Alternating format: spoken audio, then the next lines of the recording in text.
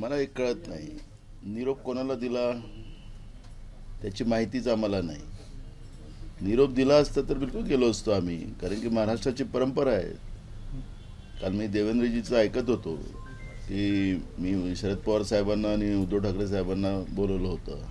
आम्हाला तर कधी बोलवलं नाही, त्याच्यामुळे तो इश्यू आमच्यासाठी लागू होत नाही. एक पण आमचे मित्र मुख्यमंत्री झालेत, त्यांना माझ्या शुभेच्छा. आणि 5 वर्षात महाराष्ट्र पुढं जावं, महाराष्ट्रातला शेतकरी सुखावा, तरुणांना न्याय मिळावा, महाराष्ट्रामध्ये महागाई कमी व्हावी आणि महाराष्ट्राचा सर्वांगीण विकास व्हावा, अशी अपेक्षा आमची काल झालेल्या नवीन मुख्यमंत्री देवेंद्र फडणवीस साहेबांकडून आहे. आणि मला विश्वास आहे की आमचा मित्र महाराष्ट्रासाठी काम करेल. कारण की 1 वर्षाच्या पहिले त्यांनी एक घोषणा केली होती, म्हणजे आठवण करून दिली पाहिजे ती पण, की त्यांनी कंत्राटी भरती महाराष्ट्रामध्ये बंद आम्ही करू, अशा पद्धतीची घोषणा त्यांनी केलेली होती. पण आता राज्यामध्ये शिक्षक कंत्राटी भरती आणि कंत्राटी भरतीचं वेव जे फुटलेलं आहे ते त्यांनी थांबवावं. देवेंद्र फडणवीसांचं एक भूमिका नेहमी राहिलेली आहे की ते बोलतात ते त्याप्रमाणे करतात. म्हणून कंत्राटी भरतीच्या बद्दलचा त्यांचा जो निर्णय आहे तो आम्ही करणार नाही. महाराष्ट्रात कंत्राटी भरती ती त्यांनी न करता रेग्युलर कर्मचारी भरती महाराष्ट्रात करावी. कारण की 2 लाखाच्या वर जागा महाराष्ट्रामध्ये रिक्त आहेत. जनतेचे मोठ्या प्रमाणात गैरसोय होते आहे, बेहाल होतात आहेत. आणि तातडीने ह्या सगळ्या महाराष्ट्रातल्या जागा, ज्या रिक्त जागा आहेत शासकीय आणि निमशासकीय, त्या सगळ्या भराव्यात. ग्रामीण भागामध्ये तर एक अजून भयानक परिस्थिती मी पाहिली की राज्यामध्ये बसेसच नाही. सगळी मार्ग ग्रामीण भागातली STचे बसेसचे बंद झालेत. ग्रामीण भागाची जीवनवाहिनी ठरलेली ही योजनाच महाराष्ट्र बंद करते आहे का, ही भीती या निमित्तानं निर्माण झालेली आहे. आणि म्हणून तातडीनं बसेस सगळ्या डेपोला पुरवाव्यात. ग्रामीण भागाच्या STच्या बसेसच्या ज्या व्यवस्था आहेत त्या पूर्ववत महाराष्ट्रामध्ये सुरू कराव्या आणि शेतकऱ्यांचं तातडीनं कर्ज माफ करावं. सोयाबीन, धान उत्पादक आणि कापूस उत्पादकांना जे काही आश्वासन त्यांनी दिलेले आहेत त्याचं तातडीनं पालन करावं. महाराष्ट्रामध्ये शेतकऱ्यांच्या मोठ्या प्रमाणात आत्महत्या होतात आहेत आणि त्याप्रमाणे शेतकऱ्यांच्या आत्महत्या थांबल्या गेल्या पाहिजेत, ह्या आमच्या अपेक्षा आहेत. महाराष्ट्र आता हे गड्ड्याचं राज्य झालेलं आहे. जायला लोकांना रस्ते नाही, मोठे मोठे गड्डे पडलेले आहेत. त्यामुळे तातडीनं राज्यामधली सगळी रस्ते चांगली करावीत. कायदा सुव्यवस्था महाराष्ट्रात बिघडलेला आहे, तो कायदा सुव्यवस्था, कारण की आता एक मोठा अनुभव त्यांना आहे. 7.5 वर्षाचं गृहमंत्रीपद त्यांनी राज्यामध्ये त्यांनी पद चालवलेलं आहे. पुन्हा खातं त्यांच्याकडेच, आता गृह खात्यासाठी जे भांडणं मी ऐकत होतो, पण ते खातं त्यांच्याकडेच राहील अशी अपेक्षा आम्ही मानतो. आणि त्यामुळे राज्यातला कायदा सुव्यवस्था चांगला करावा. इथं लोकांच्या मनाची भीती निर्माण झालेली आहे की आम्ही आता सुरक्षित नाही, आणि म्हणून कायदा सुव्यवस्था चांगला करावा. ड्रग माफियांचा जो सुसुडाट महाराष्ट्रामध्ये सुरू आहे तो तातडीनं महाराष्ट्र हा ड्रगमुक्त महाराष्ट्र व्हावा, अशा अपेक्षा मी आमचे मित्र देवेंद्र फडणवीसांकडून व्यक्त करतो. त्यांना पुन्हा मुख्यमंत्री पदाच्या शुभेच्छा देतो. शपथविधीसाठी आधीच 12 दिवस लागले आणि त्यातही 20 ते 25 लोक शपथ घेतील अशी चर्चा असताना फक्त 3 लोकांची शपथ. असं आहे, हे आता भाजप आणि त्यांची सोबती हे संविधानाच्या पलीकडचे लोक आहेत. राज्याचे भाजपचे अध्यक्ष शपथविधीची तारीख तेच घोषित करतात, ते राज्यपालांचा अधिकार आहे. पण आता त्याच्यावर आता आपण चर्चा करूच नाही. त्यामुळे मला त्याच्या चर्चेत जायचं नाही आहे. माझ्या मित्रांकडून माझ्या ज्या काही अपेक्षा आहेत, नवीन मुख्यमंत्री जे झालेत, आणि ते मी 3चा नाही म्हणणार, 2चंच दुसऱ्यांदा ते झाले. पहाटेचा मी या ठिकाणी उल्लेख करणार नाही. तुम्ही करता मीडिया 3दा झाले म्हणून, पण मी नाही करणार, कारण की त्याला संधीच मिळाली नाही काम करायला. आणि त्यामुळे एक सक्षम राज्य चालवणारा अनुभवी मित्र आमचा आहे, त्यांच्याकडून आमच्या ह्या अपेक्षा आहेत. नानाभाऊ, एकनाथ शिंदे शिवाय भाजपने शपथविधीची तयारी केलेली होती अशा प्रकारे संजय राऊत यांनी मोठा दावा केला. मला त्यांच्या अंतर्गत या महायुतीच्या भानगडीत जायचं नाही आहे. सरकार झालेलं आहे. सरकारकडून महाराष्ट्राच्या जनतेच्या अपेक्षा ज्या आहेत त्या अपेक्षा पूर्ण कराव्यात, सरकारकडून त्या अपेक्षा कराव्यात. त्यांच्या भांडणामध्ये मला पडायचं नाही आणि काँग्रेसला पडायचं नाही. नानाभाऊ, आपण दिल्लीला गेले होते, बंटी शेट्टी यांच्यावर कारणे दाखवा नोटीस पण बजावली होती. ते पक्षांतर्गत बाब आहे, आता ते चाललेलं आहे, त्याच्यानंतरच आपल्याला कळेल. सरकार स्थापन झालं असलं तरी आता कुठेतरी मंत्रिपद मिळावं म्हणून राष्ट्रवादी जे आहे ते शिंदे इतकेच आम्हाला मंत्रिपद मिळवण्यासाठी आग्रही. मला त्यांच्यात जायचं नाही, आमचा तो इश्यू पण नाही. माझ्या अपेक्षा महाराष्ट्राच्या जनतेच्या राहणार आहे आणि त्या अपेक्षा मी सरकारसमोर मांडणं, आम्ही विरोधी पक्ष म्हणून आमची भूमिका आहे. त्यामुळे त्यांच्यात काय लाथाड्या होतात आहेत त्या लाथाड्यामध्ये मला जायचं काही कारण नाही. म्हणजे तुम्ही जे पाहता त्यावरून तुम्हाला वाटतंय का की तुमच्या मीडियामध्ये जे दाखवतात आहेत, कोणाचे चेहरे मुरझवलेले आहेत, कोणाचे हसरे आहेत, त्याच्यामुळे ते दिसतं तुमच्या मीडियामध्ये. पण मला पडायचंच नाही, आम्हाला काँग्रेसला त्या कोणाच्या लाथाड्यांमध्ये पडायचं नाही. महाराष्ट्र हे प्रगत राज्य व्हावं. महाराष्ट्र आता सुसाट पडणारं राज्य होणार असं त्या ॲड काल मी पाहत होतो. आता सुसाट गुजरातकडे गेलं नाही पाहिजे, एवढीच अपेक्षा आहे. महाराष्ट्रातला विकास महाराष्ट्रामध्येच झाला पाहिजे, एवढंच आमचं मत आहे. ना वो हिंदी में जानना चाहेंगे, 13 दिन के बाद शपथ विधि हुई है, उसमें भी सिर्फ 3 ही, एक मुख्यमंत्री और 2 उप मुख्यमंत्रियों ने शपथ लिया है, कैसे देखते हैं इसको? एकदम पहले तो हम हमारे मित्र देवेंद्र फडणवीस को मैं बहुत शुभकामना देता हूँ कि वो राज्य के, आप बोलते 3 बार के नहीं 2 बार के ही है, वो पेट का तो कोई उसका उल्लेख नहीं हो सकता. और हमारी शुभकामना के साथ जो उम्मीदें हैं उनसे कि महाराष्ट्र में बड़े पैमाने में किसानों की आत्महत्या हो रही है. किसान का कर्जा माफ़ करने की बात इन लोगों ने की थी, इनके जो जाहिरनामा है उसमें भी उन लोगों ने लिखा है. इसलिए तुरंत किसान का कर्जा माफ़ करना चाहिए और सीधा सरसकट करना चाहिए, सीधे से करना चाहिए, नहीं तो वो अट्ठी डालकर वो नहीं करें. और रही दूसरी बात, युवाओं के लिए विशेष करके महाराष्ट्र में 2-2.5 लाख पोस्ट खाली पड़ी हुई है. उसमें जनता को बहुत तकलीफ होती है कि लोगों के काम ऑफिस में नहीं होते, तो तुरंत ये जगह भराया जाए. और 1 साल के पहले इन्होंने घोषणा की थी कि हमारे राज्य में कंत्राटी भर्ती नहीं होगी.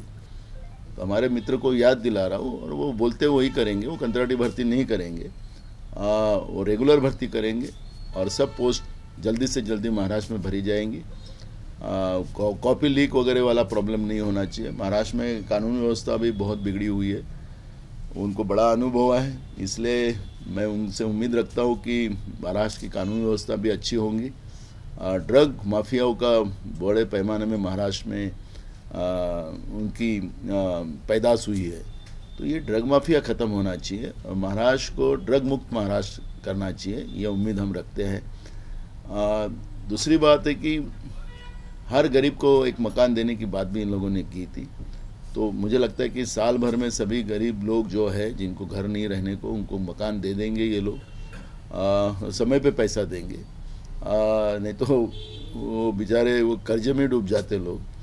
और जिस तरह से महाराष्ट्र में पूरे रास्ते की हालत देखो, हाईवे में भी वही गड्ढे हैं और ग्रामीण में भी गड्ढे हैं. तो पूरे महाराष्ट्र को एक अच्छा महाराष्ट्र बनाए और महाराष्ट्र और प्रगति की तरफ जाए, ये उम्मीद हम नए मुख्यमंत्री जी से करते हैं. कहीं ना कहीं फिर से एक बार गृह मंत्रालय को लेके मंत्रिमंडल का विस्तार रुका है, ऐसी चर्चा है. देखो, मेरा इनके झगड़े में हमें जाना नहीं है. 5वीं बहुमत मिलने के बाद भी ये सरकार को 13 दिन मंत्रिमंडल बनाने को लगा है, तो वो उनका इशू है, हमें उसमें जाना नहीं है. हम जनता की आवाज़ बनेंगे, जनता के सभी प्रश्नों के ऊपर हम सरकार को घेरेंगे, सरकार को जनता के प्रश्न छुड़वाने के लिए बाध्य करेंगे. और हमें उम्मीद है कि एक अनुभवी मुख्यमंत्री महाराष्ट्र को मिले हैं तो राज्य की स्थिती अच्छी बनेगी. ईव्हीएम बद्दल अनेकांनी शंका व्यक्त केली, तुम्ही पण निवडणूक आयोगाला भेटून आले. ईव्हीएमच्या संदर्भात अनेक पक्ष आवाज उठवतात, सगळ्यांचा मिळून काही पुढे होणार आहे का? हा जनतेचा आवाज आहे, पक्षाचा नाही. महाराष्ट्रामध्ये जे काही सरकार आता आलेलं आहे याचा नुसतं महाराष्ट्रातच चर्चेचा विषय नाही आहे, हा पूर्ण देशामध्ये चर्चेचा विषय झालेला आहे. मार्कंडवाडीनी या घटनेला अजून मोठ्या प्रमाणात सरकारचा जो मतभेद, सरकारच्या मनामध्ये जे काही लपलेलं आहे, जो चोर लपलेला आहे, जो डाकू लपलेला आहे मतं चोरायचा, तो मार्कंडवाडीच्या माध्यमातून उघडकीस आलेला आहे. मार्कंडवाडीवाल्यांनी मॉक पोल करण्याची मागणी केलेली होती. काही त्याला याला ग्राह्य पकडा, हे निवडणूक प्रक्रियेचा भाग आहे, पण मॉक पोल हा काही ग्राह्य पकडायचा नसतो. आपल्यालाही निवडणूक आयोग जेव्हा मॉक पोल करायला लावतो तर त्यामुळे याला ग्राह्य करायचं. तर सरकार का घाबरली? सरकारने मतदान का होऊ दिलं नाही? सरकारने त्या ठिकाणी पोलिसांच्या माध्यमातून बॅलेट पेपर बूथ कॅप्चरिंग का केली?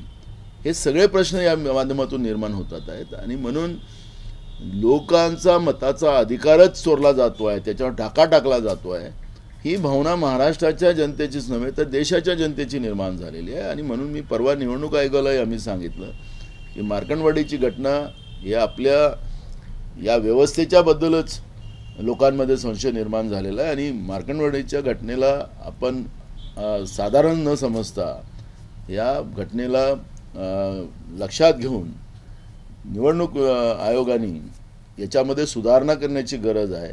नाहीतर माझं मत हेच चोरलं जात असेल, माझा अधिकारच चोरला जात असेल तर ही भूमिका आता लोकांना मान्य नाही आहे. आणि म्हणून महाराष्ट्रातल्या जनतेची ही मागणी आहे आणि त्याच्यामुळे स्वाभाविक आहे आम्ही जनतेचा आवाज बनून या मागणीला पुढे नेण्याचा आमचा संकल्प आहे. भाऊ, परिणय फुके यांनी असं सांगितलं होतं की तुम्ही राजीनामा द्यावा आणि आपण बॅलेट पेपरवर सापडले, म्हणून निवडणूक आयोगाला त्यांनी पत्र घेऊन यावं. ते पत्र आलं की मी तातडीनं राजीनामा देऊन टाकतो आणि बॅलेटनं निवडणूक घेऊ. सोरस यांनी जे सोरस यांच्या आधारावरून राहुल गांधीवर आरोप होता त्या विरोधकांकडून बरेच जे अहवाल येतात त्याला राहुल गांधी यांनी कुठेतरी त्याचा आधार घेतला आणि मग आरोप करतात, अशा आरोप भाजपाकडून करण्यात येत आहे अमेरिकन. मला एक मुद्दा असा घ्यायचा आहे, राहुल गांधीजी जे प्रश्न उपस्थित करतात, अदानी म्हणजेच मोदी आहेत. राज्याचा देशाचा प्रमुख आणि एक व्यापारी, हे देश विकायचा जो धंदा जो चाललेला आहे एका व्यक्तीला, त्या प्रश्नाचं उत्तर का देत नाही भाजप? का अदानीला लपवलं जातं? अदानीचं नाव घेतल्याबरोबर यांना चिड का येतं? विरोधी पक्ष नेता म्हणून राहुल गांधींना हे प्रश्न, जनतेच्या मनात जो संशय आहेत आणि या देशाचा सगळ्या व्यवस्थेचा जो धोका निर्माण झालेला आहे त्याबद्दल ते विचारतात, त्यांचं उत्तरच ते देत नाही. प्रधानमंत्र्यांनी विरोधी पक्ष नेत्यांची भूमिका, त्याचं उत्तर त्यांनी द्यावं, ते सभागृहातच जात नाही. म्हणजे शेवटच्या दिवशी जाऊन एक मोठं भाषण करायचं आणि ते मीडियामध्ये दाखवायचं आणि आम्ही फार मोठं हे केलं आणि बहुमताच्या आधारावर सगळे कायदे मंजूर करून घ्यायचे, ही परंपरा देशाची कधी राहिली नाही.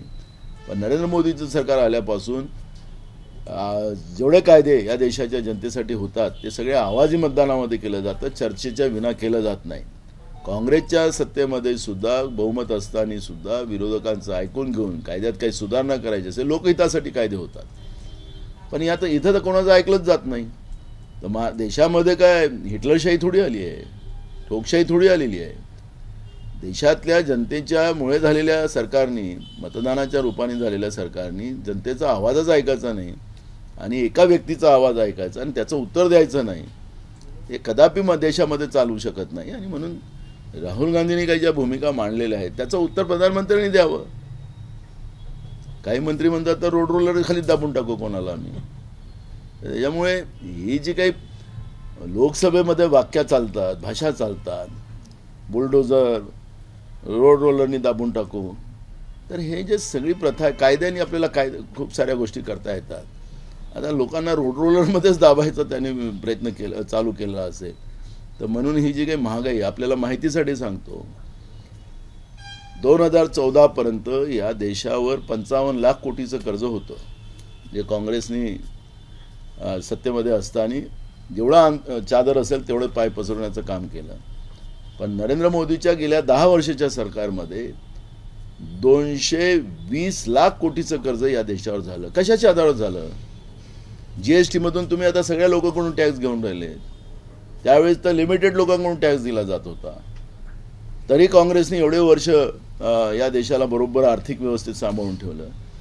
आता झपाट्यानं देशामध्ये मोठ्या प्रमाणात कर्ज घेऊन हा देश चालवला जात असेल तर देश कुठल्या दिशेला चालला? चीनच्या बद्दल देशाचे प्रधानमंत्री बोलायला तयार नाही, देशाच्या सीमा सुरक्षित नाही, ते प्रश्न राहुल गांधीजी विचारतात, त्याचं उत्तर द्यायला तयार नाही. आणि ही गंभीर बाब आहे आणि देशातल्या जनतेला सुद्धा हे कळते. कल एकनाथ शिंदे जी ने ये कहा कि पहले मैं कॉमन मैन था यानी सीएम था, अब मैं डीसीएम हूँ, डेलीगेटेड कॉमन मैन। ऐसे देखो उनका चेहरा बताता है बहुत सारी बातें, अभी उस पर नहीं ना, अभी तो खेल शुरू हुआ है। इस विषय पे आगे आने वाले दिनों में चर्चा करेंगे, अभी अधिवेशन शुरू होने दो, इस विषय पे अपन चर्चा करेंगे। सब मुद्दे आज खोलेंगे तो अच्छी बात नहीं। अब नई सरकार है, नई दुल्हन है, थोड़ा सा उनसे उम्मीदें क्या है कि घर में कैसा काम करना चाहिए, उम्मीद हम रखे हैं, जनता की आवाज़ जो है वो रखे हैं हमने।